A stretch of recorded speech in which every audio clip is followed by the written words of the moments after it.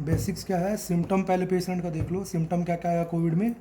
Body एक, fever, कफ, diarrhoea अभी आ रहा है, ठीक है। और loss of taste sensation, sore throat, conjunctivitis किसी किसी में आ रहा है। इसमें बेसिक्स पे ध्यान क्या देना है कि अनटिल अनलेस अगर प्रूव्ड नहीं है कोई अदर टेस्ट से, तो इसको मान के चलना है कि कोविड है, ठीक है। ये नहीं कि डायरिया समझ लिए हैं तो फिर हाँ कि एकदम मान के ही चलना है कि जब तक मतलब कि कोई अदर टेस्ट से प्रूव ना हो तब तक ये तुम्हारा कोविड है। सिम्टम्स जो मोस्ट कॉमन अभी आजकल क्या मिल रहा है, बॉडी एक, फीवर, कफ, सोर थ्रोट, डायरिया, ठीक है। एब्डोमिनल पेन के साथ भी बहुत लोग प्रेजेंट कर रहा है। अब हम लोग जो पेशेंट को डिस्ट्रीब्यूट कर रहे हैं क्राइटेरिया में, उसमें क्या क्या देखना है। पहला चीज़, जब भी इन्फेक्शन होता है तो शुरू की स्टार्टिंग जो 5 डेज होता है उसको अर्ली इन्फेक्शन मान के चलो। अर्ली इन्फेक्शन में क्या गया कि वायरस गया, वायरस बॉडी के अंदर गया और रेप्लिकेट किया। तो उस टाइम जो अर्ली इन्फेक्शन में जो मेनली जो सिम्टम आएगा वो क्या आएगा, किसी किसी को तो एसिम्टोमेटिक भी रह सकता है, मोस्ट ऑफ द एसिम्टोमेटिक ही रह रहे हैं। इस सिम्टोमेटिक में आ सकता है फीवर हो सकता है, कफ हो सकता है, डायरिया, एनोरेक्सिया, बॉडी एक, ठीक है। सेकंड फेज़ होता है पल्मोनरी फेज़। पल्मोनरी फेज़ में क्या होगा, पल्मोनरी फेज़ में तुम्हारा जो 6 से 7 डेज बाद होता है, मतलब कि इन्फेक्शन लंग को स्प्रेड हो गया है, ठीक है। पेशेंट का सिम्टम बढ़ सकता है जिसमें शॉर्टनेस ऑफ ब्रीदिंग हो सकता है, रेस्पिरेटरी रेट बढ़ सकता है, SpO2 सैचुरेशन देखना, हैप्पी हाइपोक्सिया का सिम्टम हो सकता है। हैप्पी हाइपोक्सिया क्या है कि पेशेंट को हाइपोक्सिया, उसका सैचुरेशन डाउन हो रहा है पर पेशेंट में सिम्टम्स नहीं प्रेजेंट है, ठीक है। लास्ट जो फेज़ है वो हाइपर इन्फ्लेमेटरी फेज़ है, जब बॉडी इन्फ्लेमेशन स्टार्ट कर देती है। हाइपर इन्फ्लेमेटरी फेज़ में ARDS का सिम्टम आएगा और बॉडी में सेप्सिस हो जाएगा।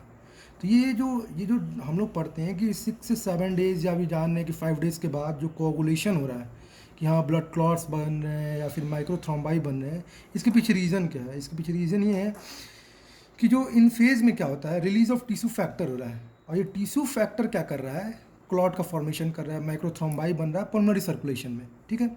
और क्या होता है कि जो फैक्टर H का देखा गया है जो इनिबिशन कर रहा है, अगर फैक्टर H इनिबिटेड रहेगा तो जो कॉम्प्लीमेंट का एक्टिवेशन होगा वो अनकंट्रोल्ड हो जाएगा। अनकंट्रोल्ड कॉम्प्लीमेंट एक्टिवेशन होगा तो बॉडी में इन्फ्लेमेटरी रिस्पॉन्स होगा।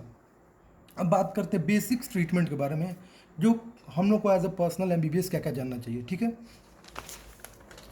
जैसे पेशेंट माइल्ड आ रहा है, मॉडरेट, सीवियर, क्राइटेरिया सबको पता है। अभी चेंजेस आया क्या कि अगर आप पेशेंट पॉजिटिव है तो 2-3 चीज़ पे हमेशा ध्यान देना है। पहला क्या, सैचुरेशन देखते रहिए।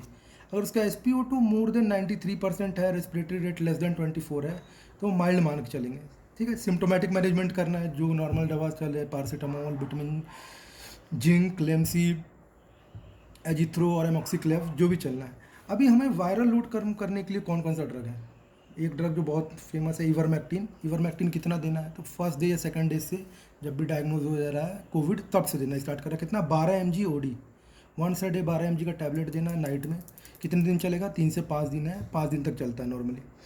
ध्यान क्या देना है कि प्रेगनेंसी और लैक्टेशन में, लैक्टेटिंग वोमेन में नहीं देना है। ऑफ लेबल पहले जो था अभी हटा दिया गया, जैसे फ्लेविपिरावीर है, फ्लेविपिरावीर का जो डोज है वो भी फर्स्ट डे से स्टार्ट कर देना है। कितने दिन तक देना है, तो ये करीबन 14 दिन तक देना है। पहले दिन कितना देना है, 3200 mg देना है। 400 mg का टैबलेट आता है, 400 mg का 4 टैबलेट मॉर्निंग में, 400 mg का 4 टैबलेट शाम को, टोटल हो गया 3200 mg। और उसके बाद डे 2 से लेकर 14 तक आपको 1600 mg पर डे देना है, जिसमें 2 टैबलेट मॉर्निंग 800 mg हो गया और 2 टैबलेट इवनिंग भी 800 mg हो गया। मॉडरेट कब डिफाइन करेंगे कि हाँ मेरा पेशेंट मॉडरेट क्राइटेरिया में आ गया, जब उसका सैचुरेशन 93% से कम हो गया। बहुत लोग का को कन्फ्यूजन रहता है कि ये सैचुरेशन कब, ऑन ऑक्सीजन या फिर, तो नहीं, हमेशा ध्यान देना है कि रूम एयर पे नापना है। रूम एयर पे अगर सैचुरेशन 93% से कम है और रेस्पिरेटरी रेट 24 से बढ़ गया, पहला चीज़ ध्यान देना है कि पेशेंट को एडमिट कर देना है और हमको सैचुरेशन उसका मेंटेन करना है by the oxygen delivery device, जिसमें आप नॉन ब्रीदिंग फेस मास्क या high frequency nasal cannula use कर सकते हैं, ठीक है। तो इस पेशेंट में हम टारगेट सैचुरेशन क्या चाहेंगे, टारगेट सैचुरेशन मेरा होना चाहिए 92 से 96% अगर नॉर्मल पेशेंट है। अगर कोई COPD का पेशेंट है तो हम by the help of oxygen delivery device हम उसमें चाहेंगे कि ऑक्सीजन जो मेरा सैचुरेशन हो 88 से 92% हो। पेशेंट को अवेक प्रोनिंग करेंगे। प्रोनिंग का आजकल फेमस हो चुका है, प्रोनिंग में ही मतलब वेंटिलेशन करना है। तो फ़ायदा क्या है कि वेंटिलेशन ज़्यादा सही हो सकता है, ठीक है। तो प्रोनिंग, अवेक प्रोनिंग 30 से लेकर 120 मिनट तक करेंगे। ट्रीटमेंट में क्या क्या चेंजेस करना है, मॉडरेट हो गया तो पेशेंट को लो मोलिकुलर वेट हेपरिन या इनॉक्सापेरिन देना है। इनॉक्सापेरिन क्यों देना है, जिसकी अभी जो फेज़ है वो पल्मोनरी फेज़ हो गया है। पल्मोनरी फेज़ या फिर जो हाइपर इन्फ्लेमेटरी फेज़ में जा चुका है पेशेंट, तो उस केस में कोगुलेशन होता है, तो कोगुलेशन को कम करने के लिए हमने एंटी कोगुलेंट दे दिया। फिर साथ में एंटी इन्फ्लामेटरी देना है क्योंकि इन्फ्लामेटरी फेज में आ चुका है। ध्यान देना है कि मिथाइल प्रेडनिसोलोन देना है 0.5 mg पर केजी, हमेशा 5 डेज के बाद वाले में ही देना है, 5 डेज से पहले नहीं, ठीक है। तो अगर पेशेंट मॉडरेट में चल गया मेनली 5 से 6 डेज में आता है, जबकि पल्मोनरी फेज या फिर हाइपर इन्फ्लेमेटरी फेज में पेशेंट जा सकता है। न्यू अपडेट है कि अभी हमें मीटर डोज इनहेलर यूज़ करना है बुडेसोनाइड का, ठीक है। कितना 800 माइक्रोग्राम बीडी फॉर 5 से 7 days, only after 5 days of onset. क्यों? क्योंकि हम लोग स्टेरॉयड यूज़ कर रहे हैं, और स्टेरॉयड अगर स्टार्टिंग वाले फेज़ में दे देंगे तो उसमें दिक्कत क्या हो कि वायरस रेप्लिकेट कर रहा है, अब बॉडी का इम्यूनिटी डाउन हो जाएगा तो रेप्लिकेशन में हेल्प होगा। दैट्स वाई हम चाहते नहीं कि स्टार्टिंग के 5 डेज में हमारा इम्यूनिटी डाउन हो। हम लोग स्टेरॉयड कब देंगे? जब भी इन्फ्लेमेटरी फेज स्टार्ट होगा तब। ऑफ लेवल में पहले रेमडेसिविर था, अब उसको हटा दिया गया है, बहुत लोग यूज़ भी कर रहा है। तो रेमडेसिविर का क्या डोज है? 200 mg IV फर्स्ट डे पे, ठीक है, और 100 mg IV for next 4 days. अगर क्लिनिकल इंप्रूवमेंट मॉडरेट में नहीं मिल रहा है तो आप 10 डेज तक भी यूज़ कर सकते हैं, ठीक है। अभी के गाइडलाइंस में वैसे रेमडेसिविर हटा दिया गया है, लेकिन बहुत लोग अभी भी यूज़ कर रहे हैं, ठीक है। सीवियर कब कहेंगे? सीवियर कब है? जब सैचुरेशन आपका 90 से नीचे आ गया है, रेस्पिरेटरी रेट 30 से ज़्यादा है, तब क्या करना है? जो सेम ट्रीटमेंट हो उसको तो कंटिन्यू करेंगे मॉडरेट में, साथ में CPAP कंटिन्यूस पॉजिटिव एयर वे प्रेशर करेंगे। नॉन इन्वेजिव वेंटिलेशन है तो अगर इंटूबेशन का फैसिलिटी प्रेजेंट है या फिर वेंटिलेशन है तो वेंटिलेटर पर डालेंगे, ठीक है। और ध्यान क्या देना वेंटिलेशन में कि लो वॉल्यूम, लो टाइडल वॉल्यूम पे रखना है, हाई पीप रखना है, और न्यूरोमस्कुलर ब्लॉकेज कर सकते हैं तो करेंगे। ये तो सीवियर कंडीशन की बात है। कॉन्वेलेसेंट प्लाज्मा डोनर यूज़ कर सकते हैं। प्लाज्मा डोनर कौन होगा? जिसमें इम्यूनोग्लोबुलिन का टाइटर मोर देन 1:640 से ज़्यादा हो, ठीक है।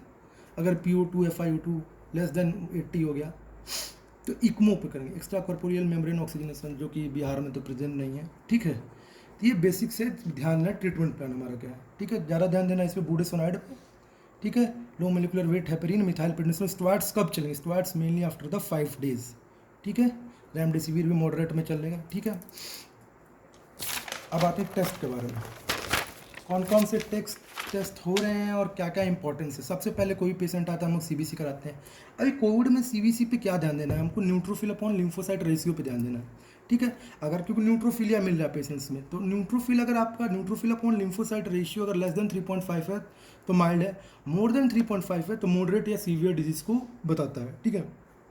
सीवियरिटी ऑफ इन्फ्लेमेशन देख लेके हमारे पास 2-3 टेस्ट है, जिसमें C रिएक्टिव प्रोटीन्स, इंटरल्यूकिन 6, ठीक है। डी डाइमर हमारा कोगुलेशंस को बता रहा है, थ्रोम्बस फॉर्मेशन हो रहा है कि नहीं, ठीक है। तो C रिएक्टिव प्रोटीन्स अगर तुम्हारा नॉर्मल क्या है कि 0 से 6 है तो नॉर्मल है, 26 से कम है तो माइल्ड, 26 से 100 हो गया तो मॉडरेट, 100 से ज़्यादा हो गया तो इसका मतलब सीवियर इन्फ्लेमेशन, इन्फेक्शन बॉडी में हो रहा है, ठीक है। इंटरल्यूकिन 6 क्या बताएगा? इंटरल्यूकिन 6 है 0 से 7 है तो normal, less than 15 mild, 15 to 100 moderate, 100 से 500 सीवियर, 500 ज़्यादा तो क्रिटिकल। तो 500 से ज़्यादा जा रहा है तो इंटरल्यूकिन 6 क्रिटिकल है, ठीक है।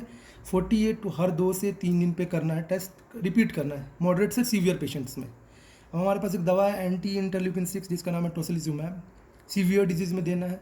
सीवियरिटी अगर मैं सीवियर डिजीज में पेशेंट जा रहा है तो 24 से 48 आवर्स के अंदर दे देना है, ठीक है। इसके लिए इंटरल्यूकिन 6 बहुत हाई लेवल पर होना चाहिए, 400 to 500 से ज़्यादा हो तभी स्टार्ट कीजिए, ठीक है। और पेशेंट कब स्टार्ट करना? अगर स्टेरॉइड से कोई इंप्रूवमेंट नहीं है, इंटरल्यूकिन 6 या C रिएक्टिव प्रोटीन बहुत हाईली रेज्ड है, तब डोज क्या है? 4 से 6 mg पर kg सिंगल डोज चलेगा। पर याद रखना सीवियर केस में यूज़ करना। डी डाइमर कोगुलेशन प्रोफाइल को बताएगा, 0.5 है तो नॉर्मल, लेस देन 1 है तो माइल्ड, और मोर देन 1 है तो मॉडरेट और सीवियर कंडीशन को बताएगा। अदर स्कोरिंग सिस्टम जो हम लोग यूज़ कर रहे हैं उसमें है हमारा RT-PCR, ठीक है। तो RT-PCR से हम लोग साइकिल थ्रेशोल्ड निकालते हैं। साइकिल थ्रेशोल्ड जितना कम होगा उतना ज़्यादा वायरल लोड होगा। जैसे अगर साइकिल थ्रेशोल्ड आपका 17 से 24 आ रहा है तो हाई वायरल लोड है, 24 से 35 है तो मॉडरेट, मोर देन 35 है तो माइल्ड, ठीक है। HRCT पे 2 चीज़ ध्यान देना, एक CT सीवियरिटी के बारे में बता रहा है, ठीक है। और एक स्कोरिंग आप लोग देख रहे हैं कोरैड स्कोरिंग, जैसे हम लोग बायरेड पढ़ते हैं वैसे ही कोरैड स्कोरिंग होती है। ये हमेशा टेल्स अबाउट द सस्पिशन कि हाँ कंडीशन कितना मतलब कोविड हो सकता है। जैसे कोरैड 1 है तो कोई चांसेस नहीं है, नहीं मतलब कोविड नहीं है। 2 तो लो चांसेस है, 3 मतलब इंटरमीडिएट चांसेस कि ये टिपिकल निमोनिया भी हो सकता है और कोविड की तरह भी दिख रहा है। 4 मतलब हाई चांसेस है, 5 very high chances ground glass of positivities clear cut out मिल रहा है, ठीक है। KG पेवमेंट अपीयरेंस जो कि हम लोग कैरेक्टरिस्टिक कोविड के लिए पढ़ रहे हैं। 6 मीन्स RT-PCR पॉजिटिव कोई पेशेंट है उसके कोविड के लिए हम लोग 6 बोलेंगे, जो कि डायग्नोस्ड केस है, ठीक है। अब बात CT सीवियरिटी इंडेक्स क्या बताएगा? CT सीवियरिटी इंडेक्स क्या बताएगा कि अगर 8 से कम है तो माइल्ड बताएगा, 9 to 15 मॉडरेट और 15 सीवियर। याद रखना है क्या कि सीटी सीवियरिटी इंडेक्स सीवियरिटी के बताते हैं ना, कोरेड हमेशा सस्पिशन के बारे में बताता है, don't tells about the severity के बारे में ये नहीं बताता है। ठीक है, दैट्स ऑल। आई थिंक इतना बेसिक तो सबको पता होना चाहिए।